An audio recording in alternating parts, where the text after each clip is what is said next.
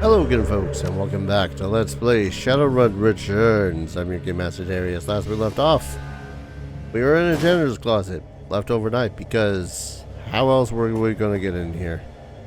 And not blow our cover, huh? So we have our ID. We have the ability to, I guess, lie our way through everything. Oh, hi. Supervisor has a look of a stuffer shack. Stuffer shack! You know, the 2053 alternative to Radio Shack. Do people even remember Radio Shack anymore? Anyways, delusions that he's on a career track rather than what he is. Disposable dime a dozen resource. Hey, there you are. I'm Steve Scott. I'll be your direct supervisor. Sorry I missed you when you first came in, but I only found out that you were starting an hour ago when you suddenly showed up in the system. Weird glitch or something. Normally we'd watch an orientation tried and walk through our mission statement, but, well, it's going to be hard for you on your first day, but you're going to need to clean up some blood. Maybe a lot. I can handle it. Just tell me what to do. I'll have your hands full. There was some sort of break-in last night. Some people were just getting things cleaned up on this floor. Listen, people are going to be on edge today, so try to stay invisible and don't get into any trouble. Otherwise, they're going to call me, and I'm going to have to reprimand you and put a note in your life. Or file. That works too.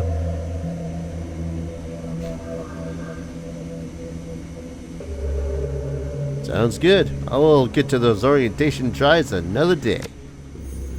Hope they get whoever did this. Only a fool would attack a Telestrian corporate office and think they can get away with it. Start heading from room to room. Clean what needs cleaning. Good luck. Welcome to Telestrian.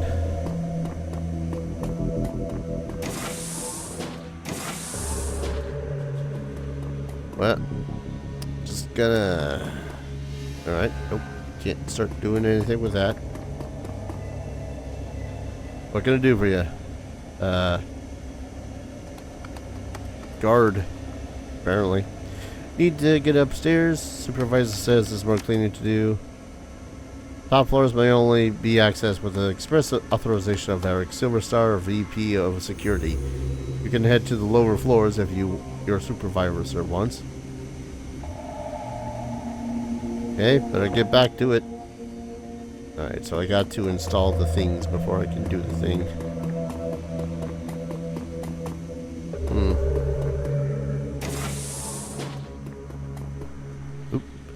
Two men are staring into the vent and shaking their heads. Look, Raul, I know you and you know that there's nothing in that vent, but when I told that to Silverstar, he accused me of not wanting to crawl in there. Said was letting the company down by displaying the corporate value of duty. By not displaying the corporate value of duty. The suits love their mission statements and all that direct, but today isn't the day for Telestrian Corps's duty above all crap. Several of us did the ultimate duty last night. I guess we should just be happy Mr. Telestrian isn't in today. Just get in there, take another look. I've got to go upstairs and report.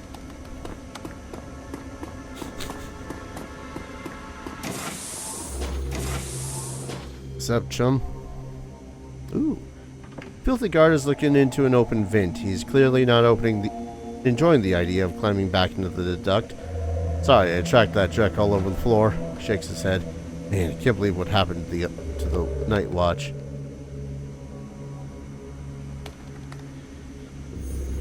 Me either. You think you're done with the events for the day? They want me to get this room back in order. If anyone asks, you saw me in there, okay?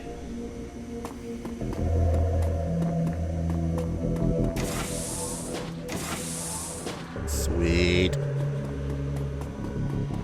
Sometimes charisma does work. Install the comm link. The access panel comes off with a quiet pop, and you place the chip inside. Ooh. 2 karma.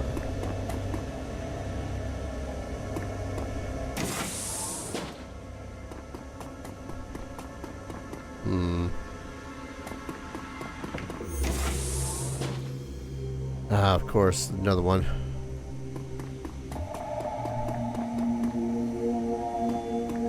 Hi. As the Telestrian tech jockey turns to speak, you notice a panel has been removed from one of the land racks just behind him. Thanks for coming. Can you believe it? Silver Star is calling it an intrusion, but I know the aftermath of Shadowrun when I see it. Star over in this corner, make sure you don't get any solvents on my servers.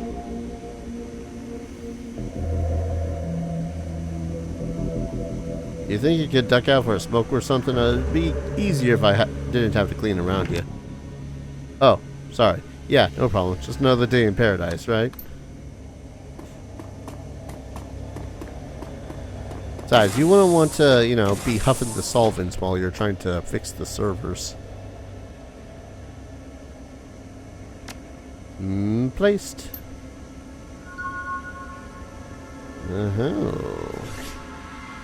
What's this thing I find that I can poke?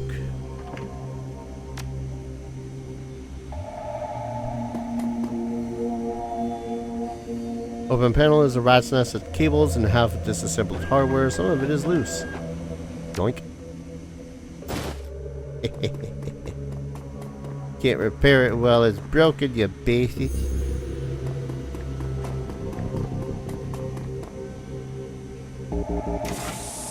Kinda wish we could do a couple of the janitorial duties while we're at this. Oh, hello. I have to say, at this point, it's not looking good. I don't know how it happened. Nonetheless, our records show this terminal was left unsecured in direct contravention of Telestrian corporate policy. You failed in your duty. I know it's duty above all for your security types, but I am the victim here, I swear. Perhaps when Mr. Silverstar gets his next promotion, that will become of value to you data pushers as well. Right now, it seems your value is clock out early and ignore my responsibilities. Don't go anywhere. I need to make a report. My report to Eric.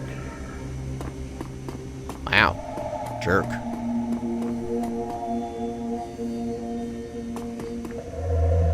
Hello. The wage slave is on the edge. He's staring vacantly at his terminal with his hands to his face and his fingers twitching nervously. What do you want? Can't you see I'm busy? Looks like you're in some real trouble there, Chuber. Buzz, unless you can clean up a shattered career, leave me alone. Came across some items that might help you. Did I? I doubt it. You know the guy who said life isn't fair? He's talking about me.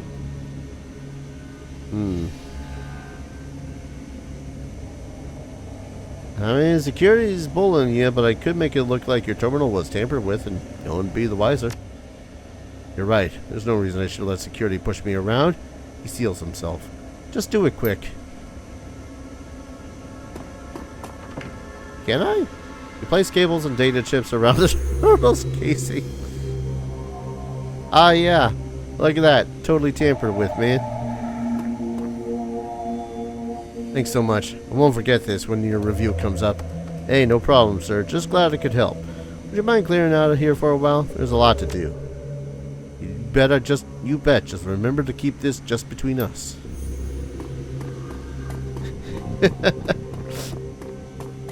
Oh, God. Might have just possibly ruined this man's career, but hey. And comlink installed. Can I do anything more with this? I guess not.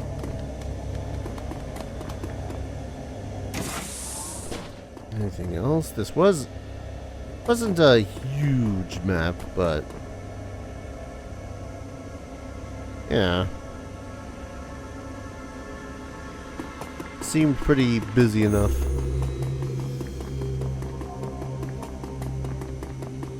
I love how the game was all like, ah yes, learn all that you can to get access and whatnot.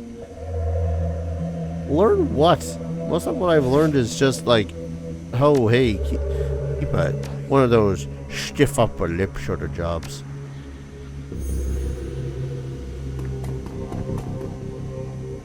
Talk to the guard. Upstairs. Hey, found all these chips on some matrix switch boxes. Is that important? Of guard thinks for a moment and activates his comlink. He turns his back on you and has a brief conversation. Then he turns back. Mr. Silverstar wants to see you in his office immediately. Transition. Collecting the sample. The brutish dog-eat-dog existence of a slums dweller is a far cry from the quiet desperation and existential nothingness of a corporate wage slave. Yet after your time at Telestian Industries, it's unclear which is more bleak. The elevator rises smoothly, its blanderized music assaulting you once again as you ascend to the executive floor and your goal.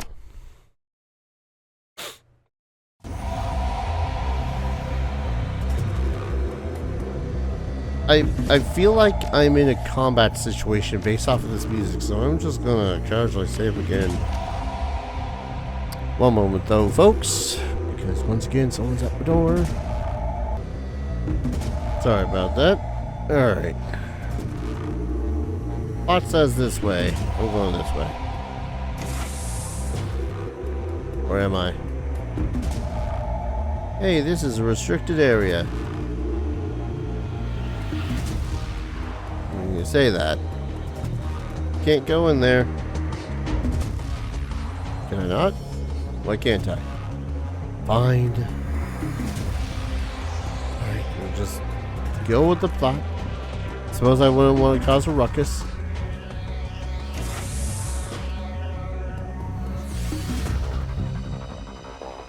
Ha! I don't know, for some reason whenever I think a corporate lead, I was thinking someone higher up. There you are. Seems some of my best are letting me down, and it's good to see that you're displaying one of the most important of my 3 key values. Now let's do duty above all, right? Haha. Yes. Shut up, phone. Well, yes, that is the first value, and I'm glad more than those outside of security follow it, and from a janitor, no less. No, I'm seeking my 3rd and final value of vigilance, which seems to be sorely lacking around here.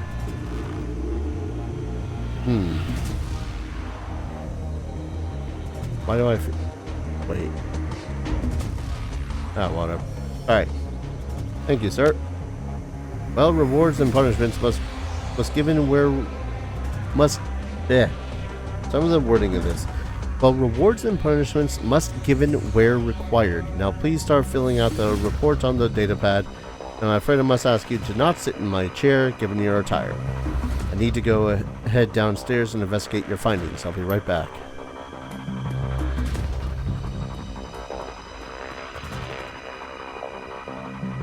Comlink begins to ring. You pick up. So these paintings must be where all that expensive deliveries were. We don't have much time. I am tracking Silverstar and he is already stepping off of the elevator. I don't think your disguise will hold up much longer. We'll update you on his movements. Hurry, mon ami. Oh, Jesus. 5 paintings. There's an open bottle of expensive scotch and a single cigar that appears to be half empty and single glass that appears to be half empty. Glass half I can't read anymore. Anyway. I think I'll save just in case I somehow screw this up. Alright, so 5 paintings. A small lighthouse and an intense storm. Light stabs out into the darkness. Plaque reads, vigilance. Leave it alone. Wild mountain landscape with clouds ringing softly. Lofty peaks. Independence. So vigilance, independence. Photorealistic painting of 5 massive harvesters in Telestian colors. A staggered formation cutting a swath across a rippling field of wheat. The plaque reads Unity.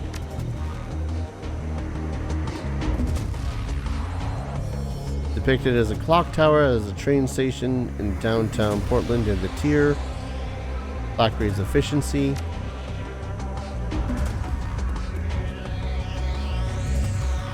Show 3 elves in Telestrian security uniforms. That's clearly one. Looking upwards at a flag, flying the Telestrian logo. The plaque reads duty. Okay, so we know that duty is his first, while vigilance is his third. Do I have to do it in order of most significant to least significant?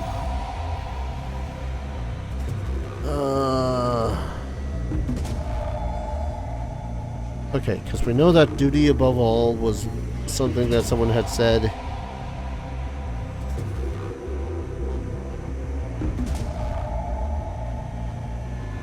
Was there something about efficiency?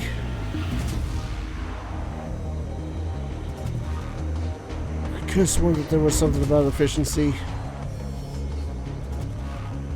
Well, no. Duty and efficiency was what they had said. What the fuck is the... No. Vigilance was the third one. Jesus. So it should be... Is it only 3?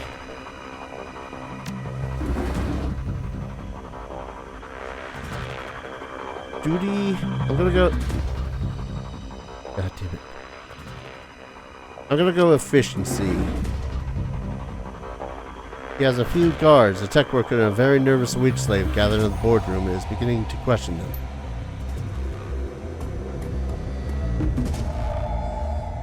Not Unity.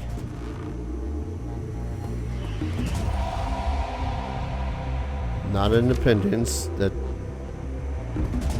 So... Vigilance.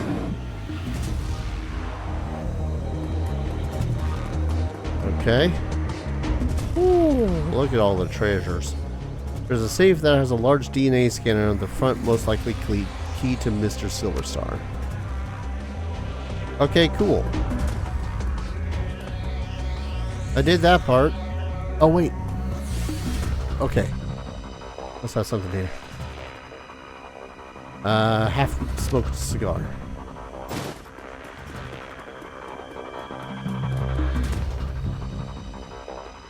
Ah, moisten the cigar on the DNA scanner. Ew. Saliva does not have DNA. You know what? It's fine. With a click and a faint hiss of escaping air, the safe opens. Great work, Wannabe. The time for stealth has passed. It has set off every alarm in the system, but I have unlocked the executive elevator and your path is clear. Head to the elevator, make your escape. I love how I still have a giant freaking deck on my back this entire time.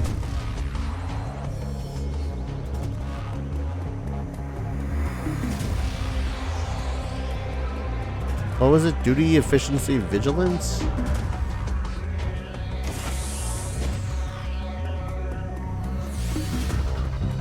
Man, seriously though, I would 100% be stealing a couple of other things from this establishment.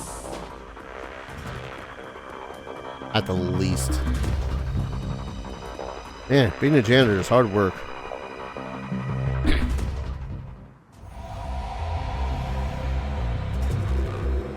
Well, hi, Miss Klusky. How you doing? Detective McCluskey stands smirking, surrounded by armed and twitchy Lone Star officers. Good morning, moron.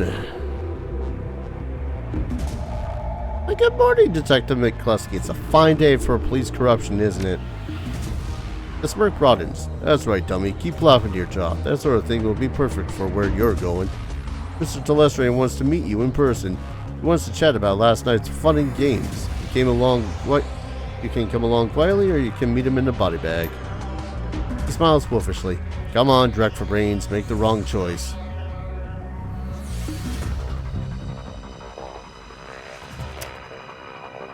Well,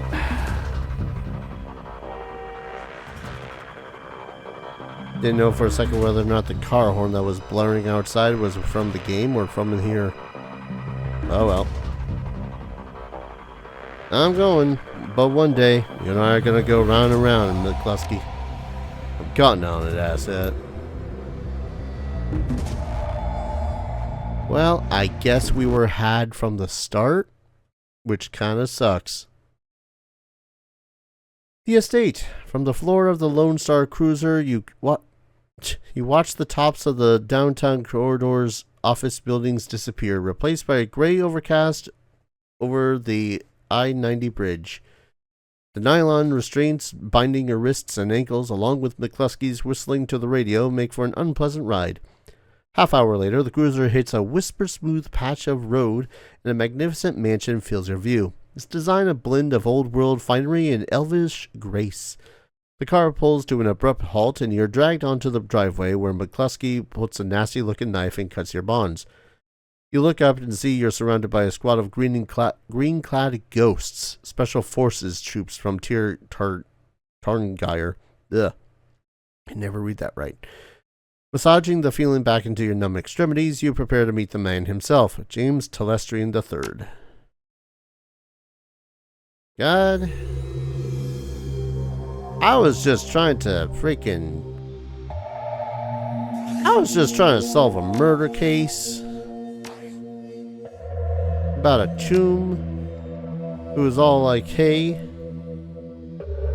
here's some money if you can solve my murder. Want some advice, moron? Of course you don't. You're a Shadowrunner and you live by your own rules, don't you? I suggest you keep your smart-ass remarks to yourself this time, human. Mr. Telestrian isn't some street meat you can impress or intimidate. He's the brains... Damn alarm. He's the brains behind the throne of Tarngire and one of the richest men in Seattle.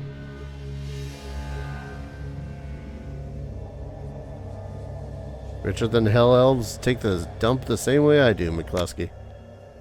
Eyes widen, then he smirks, gets even broader. That's the right attitude, Shummer. You're just the same as Mr. Telestrian. Yes, you are. The only difference is that you got no money and you got no power. So tell me again, Director Paines, what is it you got? I don't know. Free will? Dumber than I thought. Enjoy your chat. I'll dispose of your body later.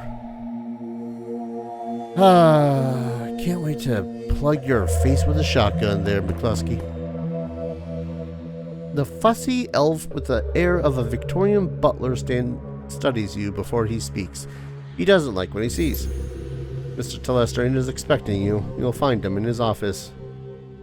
Thank you, Jeeves. He's not amused. Delighted to be of service. You may wait here for a few moments to gather yourself before you enter Mr. Telestrian's office. Some people find that they need time to prepare themselves before meeting an elf of his stature. However, the upstairs is off limits to you and the library is occupied at the moment. Do not tarry, though. Mr. Telestrian is not one to be kept waiting long. Seriously, loot the hell out of this place. Algernon, what are you doing here? There's a twinkle in Algernon's eye that wasn't there when you spoke at the Seamstresses Union. Good to see you again. There's much to do. The hell are you doing here?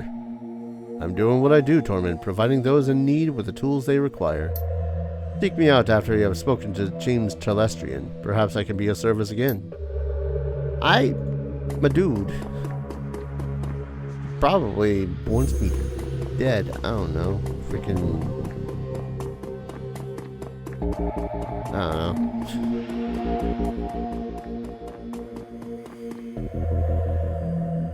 Yeah. Pretty high and mighty looking elf there. I'm gonna guess I can't get beyond here, can I? Yep, invisible wall. By the way, go anywhere you please, except the library is occupied and you can't go upstairs because we say so. So, yeah, I guess I'm gonna go talk to James then.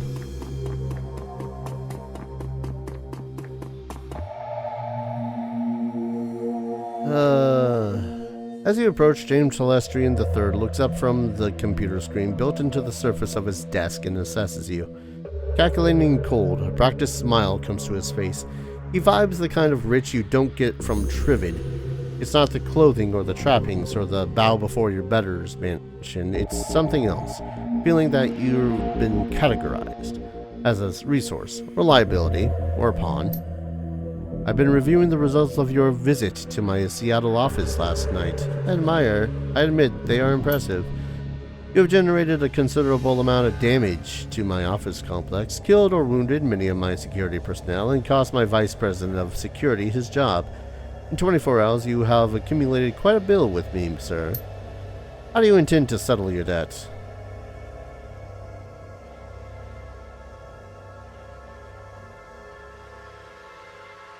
Would you take a check? I understand humor. I do not appreciate it, but I understand its uses. Yours was not a good use of humor, however. It neither charmed me, disarmed the tension, nor infuriated me to the point of providing you with a quick death. Before you attempt any more of your lowbrow monkey shines, I will lay out your tactical situation. You have one piece of information which you might use as a bargaining chip in the little time you have left to live. Why you took what you took. I'm interested to know why you and your team of criminals fought your way through my security teams up to my private office to access the Matrix and uncover the location of a simple research project.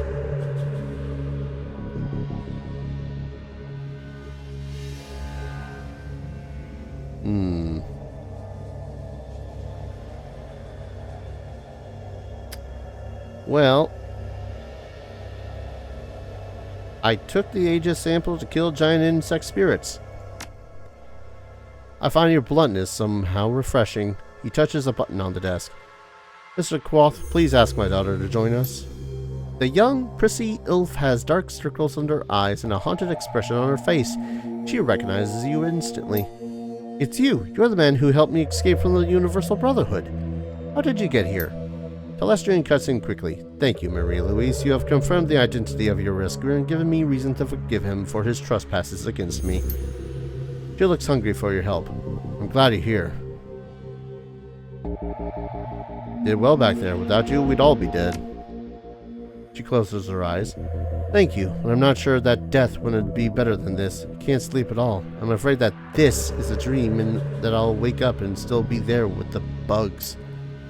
You can relax, Marie Louise. You are safe. It is over. No, it won't be over until they're all dead. She shudders. You didn't see them. You don't understand. You and those men you flew in here with, all of you do is talk. Just like you to form a committee, Father. I knew that someone had to take action. That's why I got Harkim involved. The icy cold exterior of James Telestrian III turns to ice. I see. It was you and your crippled little friend who leaked Aegis to this man. We'll speak of it later, in private. Now then, Tormund, there are people I wish to meet, the committee my daughter alluded to. This is a rare opportunity for a man of the streets such as yourself. I urge you to behave. We'll adjourn to the library. I'm not really a committee joining sort of guy. His jaw sets. No one is suggesting you join them, nor that you are worthy of doing so.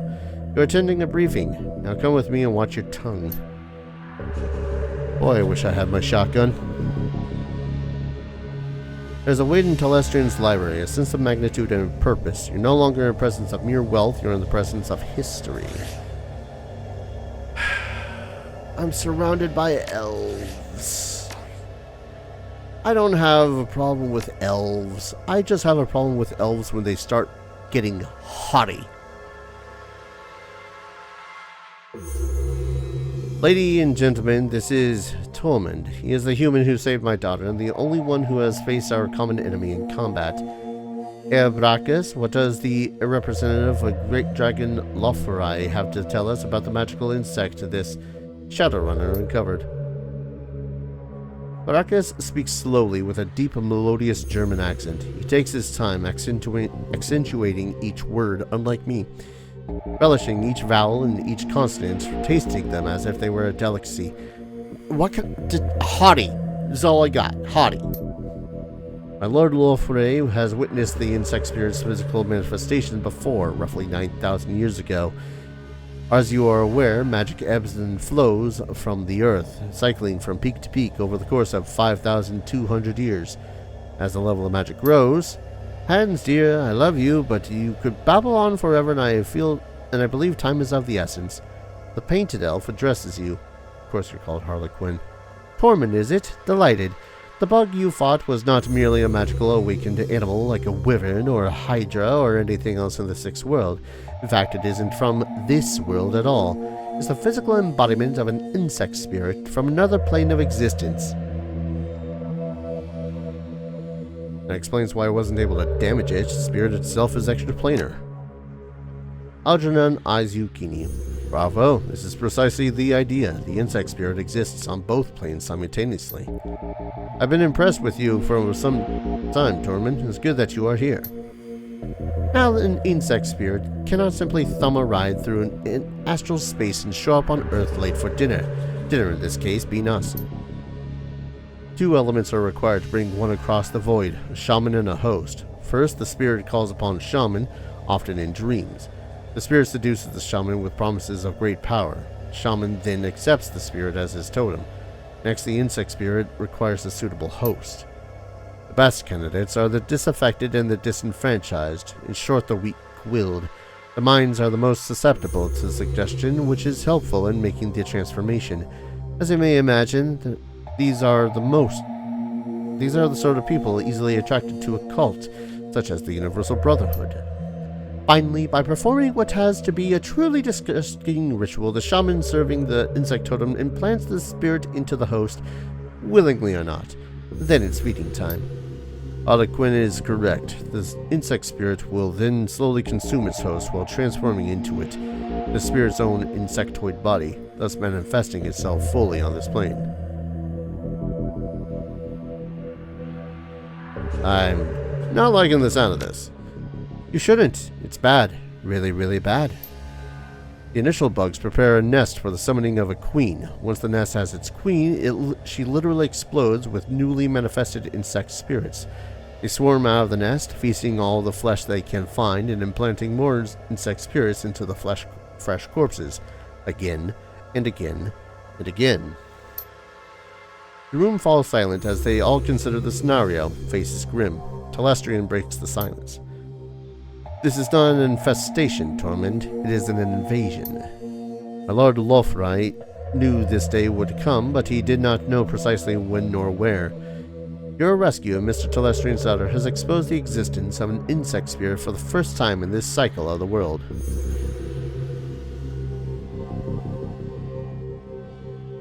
So, early to this party this time, right? That gives you the upper hand, right? We're not early. We merely have experience on our side. The insect spirit is only a resident in the transformed host's body. Conventional weapons can hurt the body and expose the spirit, but the spirit itself cannot be destroyed by mundane means. Hence, Project Aegis. Air Telestrian's biotechnological and agricultural divisions worked with my Lord Wolfrey's thaumaturgical engineers and designed Project Aegis to destroy an insect spirit once it is released from its host. The formula, a fluorescing astral bacterial strain, exists in a physical and astral plane at once and can thus affect the insect spirit. Now that was a mouthful. Did you memorize it, or are you reading it off of an index card? My director of R&D, Diane Riverwood, will explain how Project Aegis will be used in the field. Dr. Ravenwood? Oh, God. Sorry, I'm going to go ahead and call an episode here because, good lord, this is wordy, and I need a little bit of a water break. Thank you everyone so very much for watching. When we return, we're going to continue being wordy freaking elves. Hope you're all enjoying this series as much as I'm enjoying playing it, and as always, I hope to see you all in the next video. Take care. Cheers.